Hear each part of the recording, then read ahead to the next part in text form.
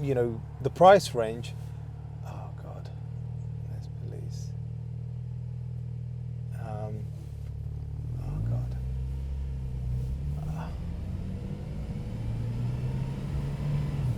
Oh God. Sorry.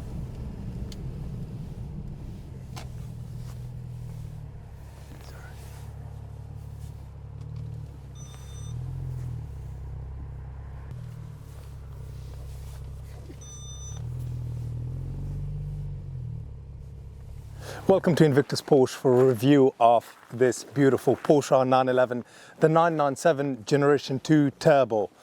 And this is, in my opinion, from a styling point of view and from the last of the Porsche 911s by Porsche, and also from just having, an absolutely, impeccable performance that you can get in a Porsche 911 with ultimately the most latest gearbox and all thrown in together in terms of a car that you can get. From numbers, performance, having a killer look, I don't think it gets better than the 911 turbos, and certainly not than the 997 Generation 2 Turbo.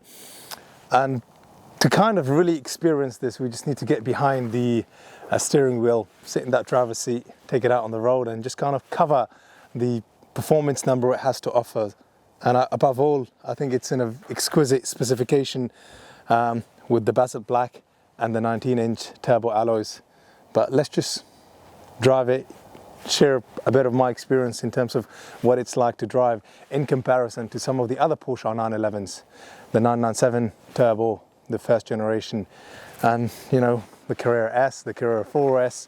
Just a bit of a comparison, kind of a feel to how this is different and why it's different and why we've got the 911 turbos from a heritage point of view, and everything there is to know. So let's get behind the wheel and talk to you a little bit more.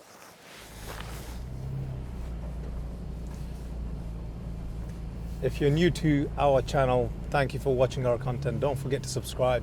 And just wanted to kind of say that the money that we make out of our YouTube channels, we donate that to a charity, and they have a water wells project in Afghanistan, as well as building a school there. Now back to the inside of the 997.2 Turbo, the Porsche 911. I think this is definitely from a performance point of view, sort of the peak of what the Porsche experience has to offer. Yes, you can get the Turbo S and you could probably get the GT2 RS, but something like the GT3 or the GT3 RS, from just raw performance numbers, are just about there with the Turbo.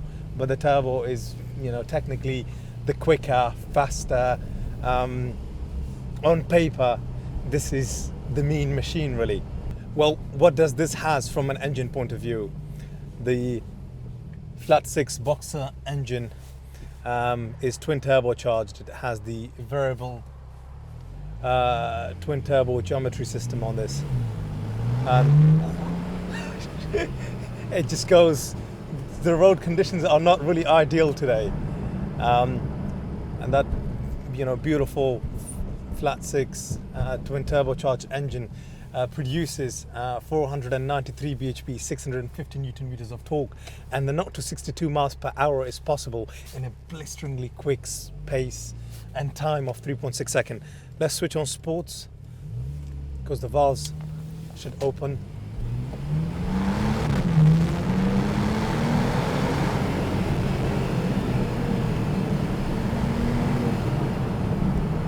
I mean, it's just crazy how quick it is, and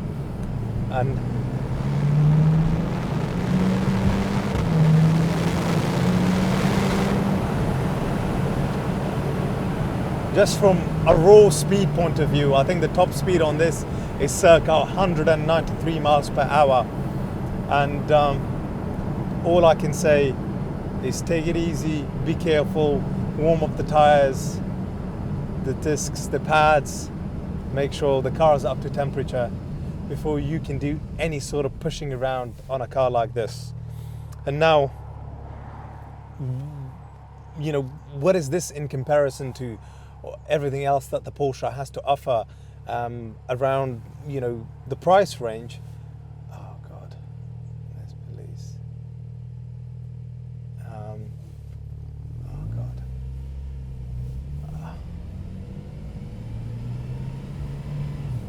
Oh God. Sorry.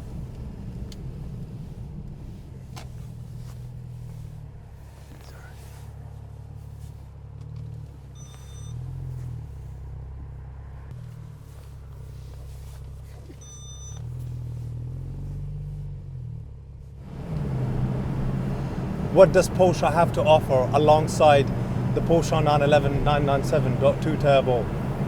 I mean, you've got the 911 Carrera, just the rear wheel drive. You've got the S, you've got the GTS, the GT3, and the GT3 RS, the GT2 RS, and amongst all of these phenomenal cars is the turbo.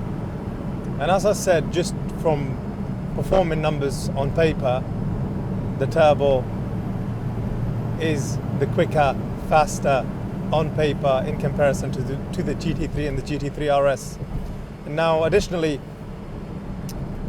in terms of a price point, this produces probably, you know, a jaw-dropping experience in comparison to what you get for your money buying a Porsche 911 997.2 Carrera S, or in some ways even buying the GTS. Having reviewed the Porsche 911, the 991.1 GTS, the performance numbers on this, knowing that this is the predecessor of the 991.1 GTS. I mean, the generation after that, that GTS, in terms of a bhp, produced 434 bhp. This produces 493 bhp. Torque-wise, the 991.1 GTS produces 440 Newton meters of torque, and this is 650. And the 0 to 62 miles per hour times, the difference is 0.4 seconds. That's close to half a second different.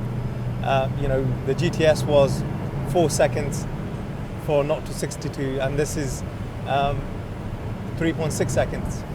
Now, when you compare it to something like the Carrera S, the 997, the Porsche 911 997.2 Carrera S, I mean, that does 0 to 62 in 4.5 seconds. So, you know, just to kind of, on paper, the numbers sort of speak for itself.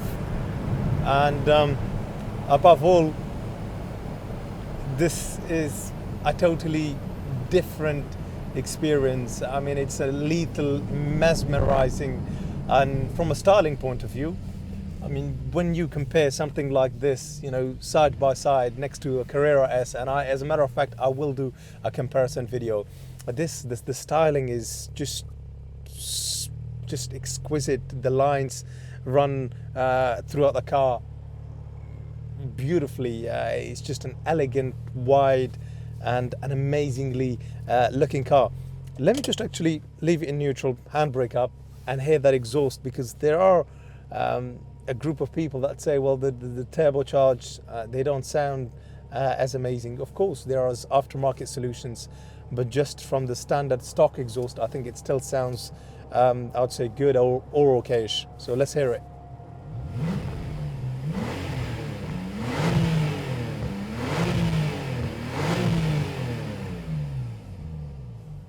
And that's what you get.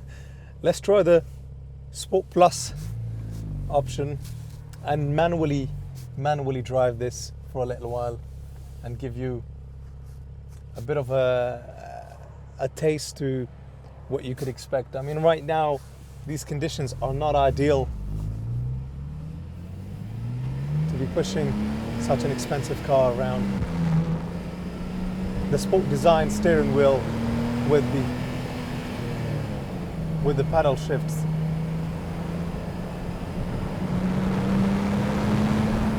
just gives you a very engaging drive and an engaging feel. And if you simply slide the gear selector to the left, push it up, you're in fourth gear.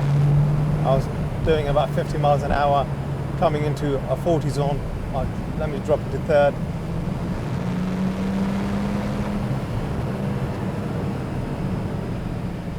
So the Sport Plus button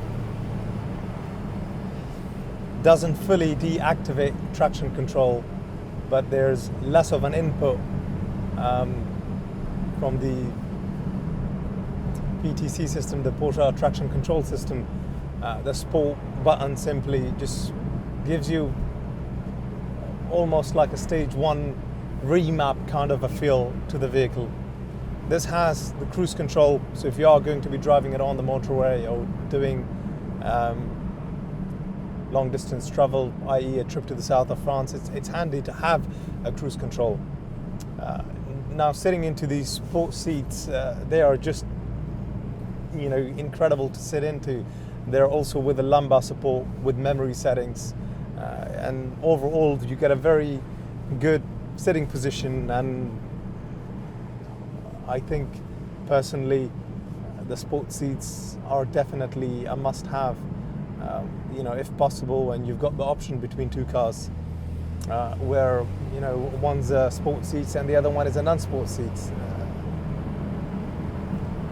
Now the rest of the spec, something that is nice to have is the sunroof there as well. When closed, it complements the lines, the roof lines really well. I mean, you wouldn't think that this has a sunroof when it's closed, so it's a nice thing to have. And if you're not a fan, just leave it shut. Now the rest of the Porsche 911 in terms of the inside cabin space is no different to a Porsche 911 997.2 Carrera or a Carrera S, or even in some instances the GT3s.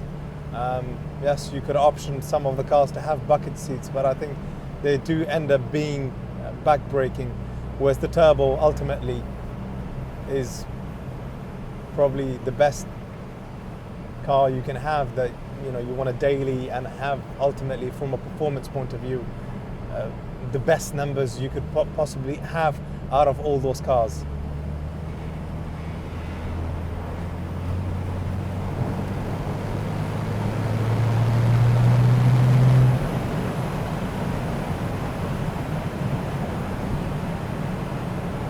Now the Porsche 911 Turbo, they have an amazing heritage. They were first introduced as the Porsche 911, the 930 turbos. They were known as the Widowmakers because of the turbo lag. And over the next few generations, whether that was the 964 turbo or the 993 turbo or the 996 and then the 997 generation 1 turbo. So over all these generations of cars, you come to the 997 generation 2 turbo in 2010, and Porsche has made an awful amount of progress. These are substantially different to what they begun as, and ultimately, is this the sweet spot of Porsche ownership? The Porsche 911, the 997 generation 2? Yes, without a doubt, because this is the last time Porsche actually made Porsches. They are the purer, raw, smaller bodied Porsche 911s, because when it comes to the 991, the Porsche 911, the 991.1 that was launched in 2011, those cars became slightly wider and longer. Yes, they may have become lighter, but it doesn't take away from the fact that they became part of the VAG group, and a lot of the car is very, very different to what these are like. And I think critically, if you want the best of Porsche and the latest car from a technology and from everything that Porsche has to offer, it doesn't get any better than the 997 Generation 2. Now the PDK gearbox, in German known as Doppelkupplungsgetriebe, this is the dual clutch transmission.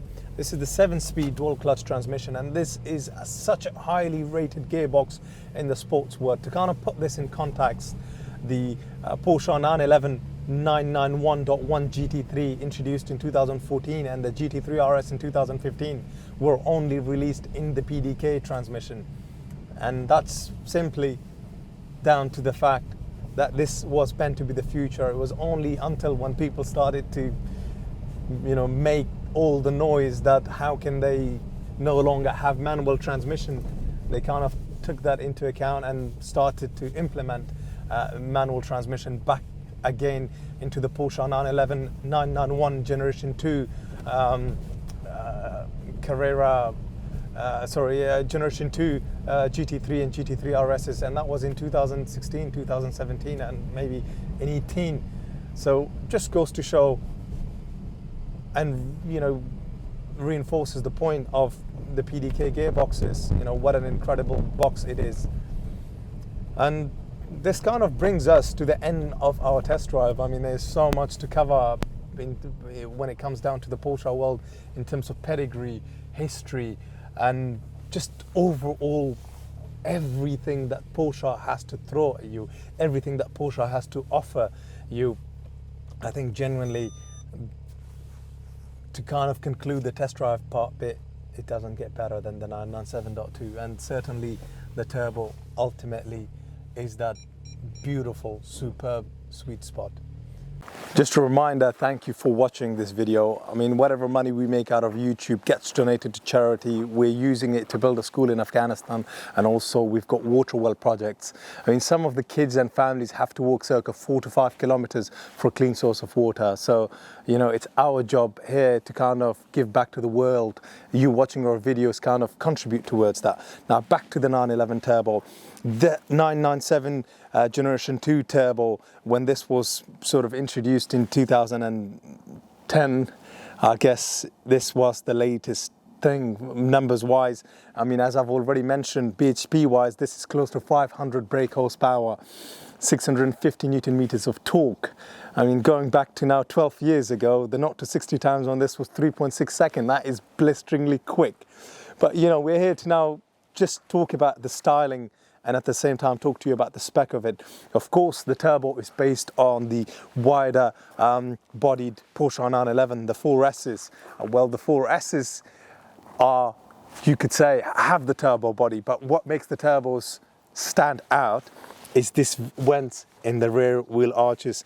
I mean, the back of the 911 in itself it's a wide car. It's a beautiful thing from the back. I think it's something incredible, and I think this is what attracts a lot of us when we look at the 911, especially the 911 turbos. And then you've got this beautiful rear spoiler that kind of hunches out and down, and of course the second generation 997 has had not just a front facelift, but the rear has been completely redesigned. You've got the rear LED lights as well as the front daytime LED running lights. Mechanically, from a spec point of view, this has the Chrono Sport Plus package, as well as it's got the Porsche active dynamic engine mounts. On the inside, this is finished in an absolutely exquisite of a specification. That black on black kind of makes this stand out and look absolutely incredible. You've got the Basel black exterior with the black leather interior. You've got sports seats combined with the hard back shell, which gives it a very aggressive feel and look to the inside of the vehicle. This also has the lumbar supports on the sports seats, and they've got the memory settings. They're also heated, and above all, everything you could want from sitting comfortably and sitting in a driver focused kind of a shape. This setup offers that to you. This is a kind of a beautiful tradition for Porsche to kind of replicate, is the Guards Red seat belts. The Guards Red was a very popular color in the 70s and 80s. I mean, something like 60% of Porsches were sold in Guards Red. So a beautiful contrast to the rest of the vehicle. You've got the sport design steering wheel. I mean, on the Porsches, everything is ultimately an optional. You've got cruise control, and you've got the PDK gear selector. This is the 7-speed gearbox. I mean, I've talked about it throughout my test drive. I think it is so futuristic, and from having the best possible gearbox in a sports car, you couldn't do better than having a PDK. And at the bottom you can see the buttons for the Sport Plus, the PSM button, as well as having the chrono watch at the top. And additionally, you've also got the European navigation system and the radio and mobile Bluetooth connectivity to pick up and drop telephone calls. The mileage is also, I would say, for its age now, 12 years coming up to 13 years old, it's done just under 68,000 miles, currently 67,970 miles. It's coming from a home where the customer traded this in to purchase a Porsche 911 997 GT3, and he's barely driven this. He's had it for, I think, about 3 years. And now let's just kind of move on to the next phase and just show you the kind of a paperwork that comes with the vehicle. And something not to forget is, of course, the opening glass roof. A lot of people have had the delete option on the roof and not had it, but it's nice to have it, and if you don't like it, just leave it closed. Now, in terms of paperwork, this has been extremely well looked after. I mean, things like the front coolant crossover pipes has been done. Any maintenance that is needed over the past circa 12 to 13 years, it's all been done and addressed. And all of the paperwork and servicing has all been done at Porsche main dealer. The last of it has been done at Porsche Centre Perth, and that was on the 12th of the 5th, 2021, at 68,938 miles. So this is not too long ago. And now, in terms of the rest of the paperwork, from an owner's point of view, this has had 5 former keepers. The current keeper, John, is the 6th owner. He's had it from the 10th of June 2019, so circa 3 years. Let's just go through the rest of the paperwork in this box as well. All the owners have really looked after and maintained this car, and judging by how responsive it is and how amazing it is to drive, I mean, things like the spec list is here, all the service invoicing, and any major works in terms of brake lines, all of those invoices are here as well. The last service, it wasn't at 68, it was at 65,000. I read the 8 as a, the 5 as an 8. So the last service was done at 65,938 miles, and that was done in 2021. So the next service is due in 2023, so sort of middle of 2023. The last service also included, alongside all the major items, it included all the brake fluid to be replaced, as well as the spark plugs. To replace the spark plugs on the 997.2 Carrera S or Carrera or the Turbo, you actually have to have the rear bumper taken off and the back of the exhaust system all removed to replace the turbo. So all sort of major item works have been done on this vehicle, and so that's basically all the servicing and the invoices, all packed here very neatly, very tidily, and all the way at the bottom is the owner's manual. So you've got all the manuals, invoices, and practically everything that you could ask for on your dream Porsche 911. All the paperwork is really here. So I hope I've done this car a bit of justice, both from reviewing it if you're looking to buy a 911, a Porsche 911 997 Generation 2 Turbo, or perhaps you're interested in this, and I don't think it will disappoint whether you buy it from us or you buy it somewhere else in the country or somewhere else in the world. Once again, thank you for watching, and we really appreciate all the watch hours and the time you spend watching our content. The money we make, once again, gets all donated to charity, and we use it for the water well projects and also building a school in Afghanistan. So see you in future content. In the next video, don't forget to leave a comment, subscribe, and give us a thumbs up. Bye bye.